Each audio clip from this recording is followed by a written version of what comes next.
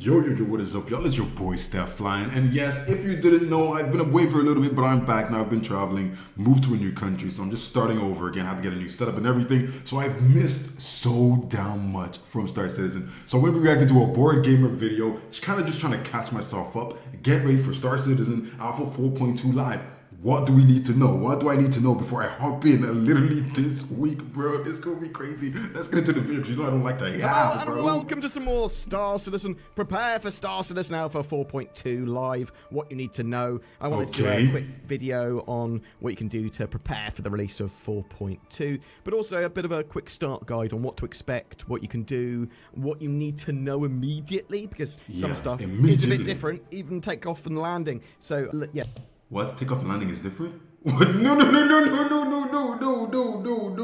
Takeoff and landing cannot be different. Stop. Did they change the flight model? Let's get into it. There's no planned persistence wipe for this patch. Okay, no wipe. Oh, there's no wipe. Other things often get bugged. Consumables and refinery jobs, they don't carry over. Neither do character and hangar customizations. They're the main things. Correct me if I'm wrong. CIG have been adding more and more items to what carries over in the database. This ranges from contested zone items and from... Oh, okay. So they're actually... I didn't know that. I thought they just had a system, and if it worked, it worked, and if it didn't work, it didn't work.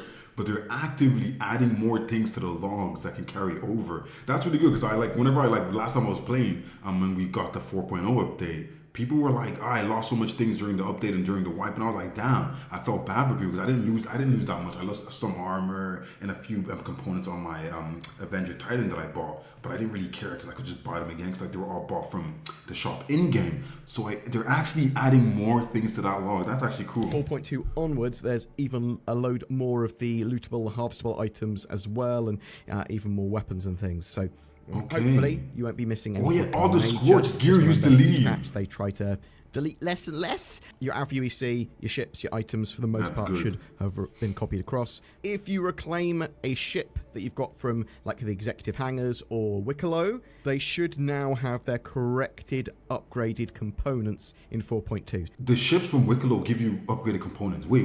Why did no one tell me this? The ships from the Ilion give you upgraded components? So I could get... Wait. I've been deadass looking for player ships to search to get upgraded components. I could just get them from the ships from Wicklow. Light and ground stuff first. There's ground turbulence now. This has actually technically been in-game for a while. They just fixed a bug which made it work. When you... Ground turbulence. Get close to the ground, you get ground turbulence, and your ship will behave oddly, differently, erratically. Low flyers beware, but all... Bro, all of you guys who was like, yo, we're gonna go too low flying, you guys are so cooked. Why would they add ground turbulence? Okay, it's realistic, but ground turbulence is crazy. I be doing the craziest liftoffs and landings ever, bro. I might be cooked. Y'all have been telling me to use the thing, what is it called? Where you turn your thrusters around and use them to like lift off and land. I might need to start using it. I was saying I'm not gonna use it. I literally told you guys I'm not gonna use it. I think I might have to use that. Remember, when you are landing and taking off, your ship handles differently because of ground turbulence. With thrusters, roll and push it. There's also dynamic rain, clouds and storms. Just be a bit careful about these because at the very least you're going to have reduced visibility and potentially a lower frame rate. Yeah, I was going to say reduced frame. Storm on Pyro 1 has a lot of distortion damage in it. You do not want to fly your ship there. And talking about that, Pyro 1, that's the new big sandbox activity with this patch. There are these new ASD, Associated Sciences and Development Facilities, to explore on Pyro 4, there are data centers there, and Pyro 1. Oh yeah, there's the data centers you have to go to first, and then you have to go to the storm afterwards. Okay, so, oh damn, is there good loot there though? You can find the Lazarus and research facilities. But most of the action, not all of it, is on Pyro 1. That's where a lot of this cool stuff is. These areas are likely going to be incredibly... It's crazy because I was saying the other time that those new places that they have there, it's like, if you play Arena Commander, I play Arena Commander just to get my skills a little bit better, and when you do the FPS modes, I've been playing in those places for like the last 2-3 months, and I didn't realize until they added it in that they're just testing those zones And if it works, they add it into the game later on, because that's literally where we used to play on Arena Commander. So it's so cool. Busy. You don't require a mission to go there. It's kind of a turn up, play, explore, loot, and get involved kind of thing. You can search for the... So it's basically like the Hathor locations where there's like no quest. You just have to go there and actually just do the whole scenario yourself. These facilities. I like that though. Those kind of things give you options, right? It gives you options as a player to choose what to do, and you don't have to like. I love not being bound by the mission system. When you want to get, I want to get paid, I want to get components, I want to do whatever I want to do. You don't have to get bound by that mission system. It's like it's so much freedom, and I love that, man. The map as well. Go on the star map, search for like Lazarus or Phoenix. To get to those research facilities on Pyro 1, you'll have to go via the travel hub nearby. And the new system, bro, you gotta steal their clothes like freaking Hitman, bro. That's lit. Storm in the way. You can get fantastic loot at these areas. From the garages there, you can actually get Atlas Icties. You can fight an Apex Valakar, but it's in Pyro as well, so friendly fire isn't a concern. It's more PvP free, no consequences, Wild West. So just bear that in mind. I'd bring a ship or vehicle that you can respawn in, though there are satellite facilities around the Lazarus facility that you can set your spawn point to. Okay, just location. Respawn there.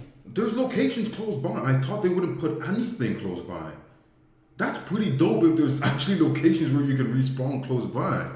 And a one-way freight elevator out to the transport hub. You can put loot there and then take it out of the transport hub, take it away, because that's one of the way you'll take your ATLS Icties, the rad version away. Wait, but how do you take it out if there's damage? If there's distortion damage, does it take you out of the storm? Because if not, you're going to be still in distortion. So the freight elevator has to take you way away from the storm. Or any of these cool components and stuff that you can find there, because there's some pretty good loot there. You might need to power the doors for the garages and open them with like a couple of people opening them at the same time by pressing the buttons at the same time, stuff like that. There are puzzles, there are key cards, there are codes, things like that. This is going to be interesting. Expect this is actually going to be really interesting. Of FPS combat at these areas. Bring arm. Low key, I've been playing these areas in Arena Commander. I'm good at FPS. I might just be a problem, okay? Meds and ammo. Friends help too. If you're looting, loot very quickly because lots of things keep on spawning and creeping up on you. I am expecting a level of issues around these new areas. Yeah, definitely. With performance and servers. Just be aware that Stormbreaker is going to be busy. You can go to Pyro 4 and the ASD facility there, get some useful items, some like key items that might be useful when you take them then to the Pyro 1 ASD facility. And then you can go there, you might need to open some doors at these facilities by wearing the correct outfit or get the radiation protection. You can break into where they've got the Valakar eggs on Pyro 1 and then use that Valakar egg, which has got a limited lifespan. You take it to a nearby summoning tower outside, and then you get the Apex Valakar to spawn, which will give you a boss fight. Oh, so we have to take the Apex egg to the tower, and then we spawn. So we do get to take the eggs and spawn the boss. We get to. So you only get the boss if you actually complete it to the point where you get the egg. Okay. For roughly between 4 to 6 people-ish, I think, currently. It summons Valakar ads as well, so just be aware. And when you beat it, you want to harvest it and then trade the bits with Wicklow. But in general, the loot in that area, all over those facilities, is mwah, chef's kiss. Stormbreaker is sticking around. But what do you get from Wicklow? If I go kill a giant worm with a booty hole mouth, Wicklow better give me a Polaris at this point. If I'm killing an Apex, you better give me a Polaris. As well, it's not an event. It is a semi-permanent addition, from what I understand. I say semi-permanent because stuff can change over time, right? Other dangers in those areas: irradiated animals like Copions, adult and juvenile Valakar, lots of security, and radiation. You might need to wear one of the new Sterling radiation suits, not just because you need it to get into the egg room, but there's lots of radiation, and yeah, you do have a radiation sort of.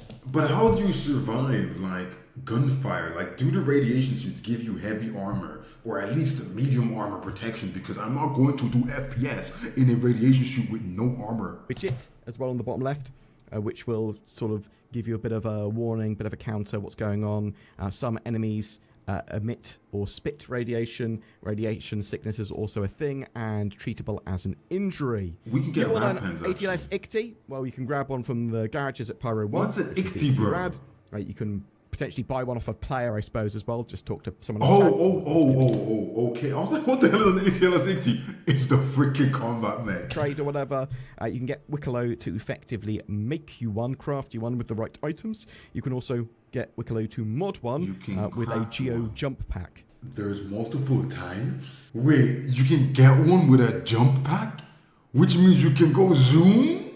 See, talking about the ATLS, all of them can now be spawned and stored via freight elevators. This is a really good change. Obviously, it allows you to get them. Oh my goodness. Bro, that's been one of the things is whenever I have to do freaking cargo, I get so annoyed because I have to store my ship, bring up something, then put it down. I can never use regular vehicles. That's why I've just never ever just bothered getting the Atlas, right? Because I knew that once I get it, bring it up my vehicle first and then put it down, like it's a whole load of bull. If you can spawn it in your elevator, I might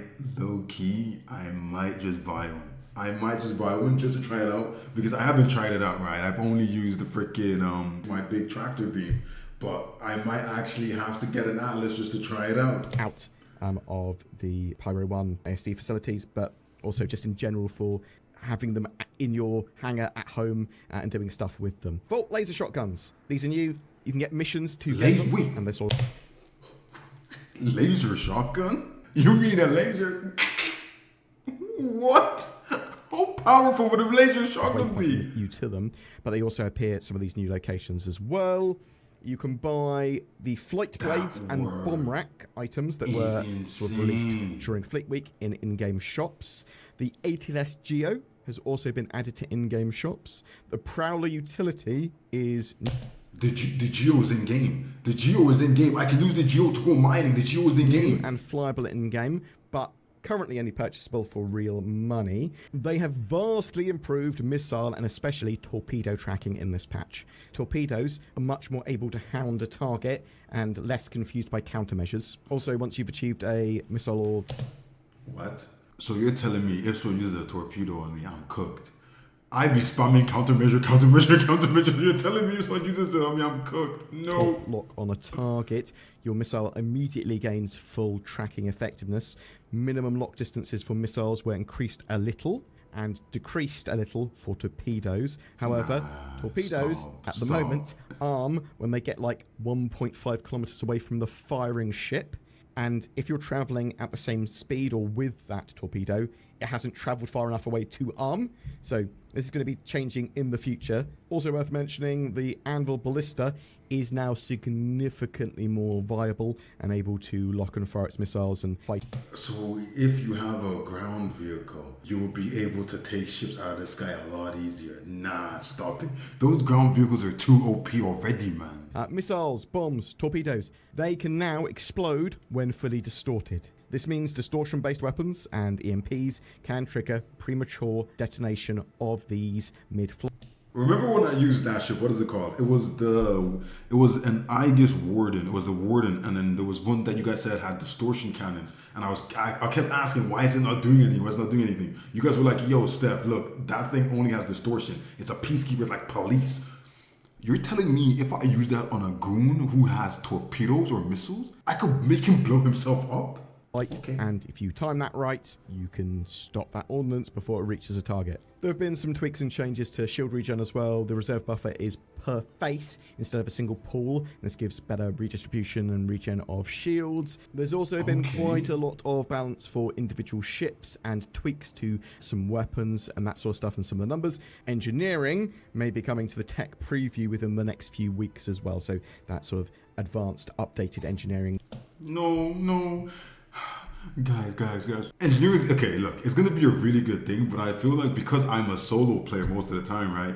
It's like, it's going to be harder for me to use bigger ships. I'm going to need people to use bigger ships. I'm going to be really stuck down to using like smaller ships. It's just like, The gameplay loop that they've been working on for a while. They want to put it in the tech preview and then potentially phase it into live if it gets into a good enough state, but it might have to go back for another round of testing and that sort of stuff. Coming in July is going to be the Foundation Festival, where players are encouraged and rewarded for teaching other players how to get into Star Citizen, learn new skills, that sort of stuff across all of the different roles. Oh my god, I can do tutorials. I'm going to start doing... I did one tutorial. I'm going to start doing more tutorials then. Salvage, or just teaching a new player how to get into the game and basic flying. Damn, y'all. Look, I missed a lot. Oh my goodness, bro. We are going to Pyro. We're heading back to Pyro, man. My life as a Pyronian is coming back, baby. We're going right back to Pyro, bro. I thought I didn't have to see Pyro for a little bit, but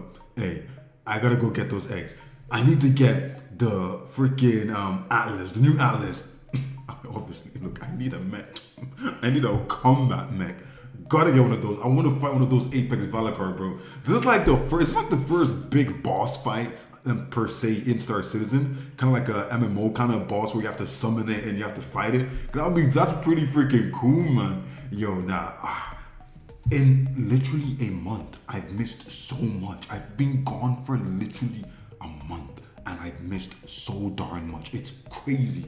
Holy smokes, man. But yeah, I hope you guys enjoyed that reaction. If you did, make sure to like and subscribe. This was a board gamer video that I reacted to. So if you like what you heard and it was presented to you, make sure to go give his channel a like and subscribe too. But man, it's about to get lit, guys. It's about to get lit. But anyway, I'll see you guys on the next one.